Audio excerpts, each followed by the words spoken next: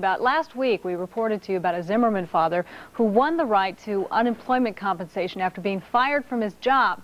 Now, David Prickett was given 3 days' notice. This was on a Friday, that his work shift was being changed from days to nights that following Monday.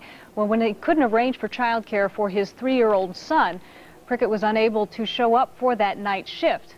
Well, the state originally said that was willful misconduct and therefore was denying Prickett unemployment benefits. So Prickett fought the ruling, and last week the Minnesota Supreme Court upheld an appeals court ruling that said Prickett was entitled to those unemployment benefits because he, quote, demonstrated that he had made good faith efforts to obtain adequate child care and that it was unavailable to him. Well, joining us this morning to talk about this is Mr. Prickett's attorney, Tim Theisen, also Resources for Child Care, Tom Copeland, who's driven all the way from Duluth this morning, and Susan Seitel, who works with employers with an agency called Work and Family Connection. And I want to thank all of you for being here. Tim, I want to ask you first off, what in your mind does this ruling do for other parents here in Minnesota? How would you characterize this ruling? Well, I'd like to say that it's going to make a big difference that any parent who works can be assured that they'll never lose their job, but I don't think the court's ruling goes quite that far. But it definitely means that in this situation that any parent in the future will find that they will be able to get the unemployment benefits, and from my understanding the situation does arise quite a bit. Now, we should explain your client was unable to be here this morning, and his former employer, we tried to contact him but was unable to contact that individual.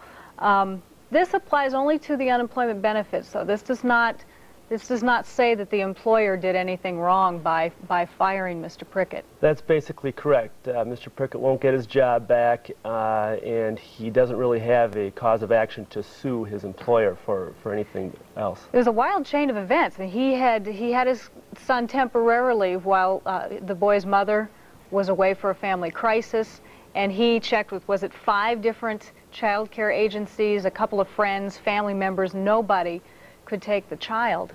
That's correct. Yeah, Mr. Prickett is a single father doing the co-parenting thing. And because of that, he had just made a switch a couple weeks earlier to take his son for the summer.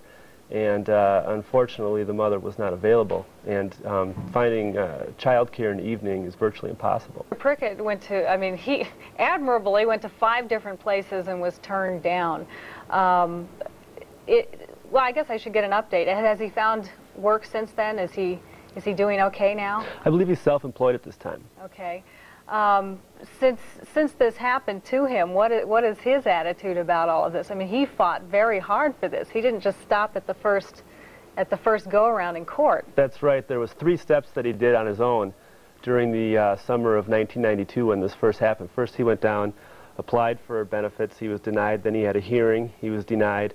Then he appealed to the Commissioner of Jobs and Training, and he was denied.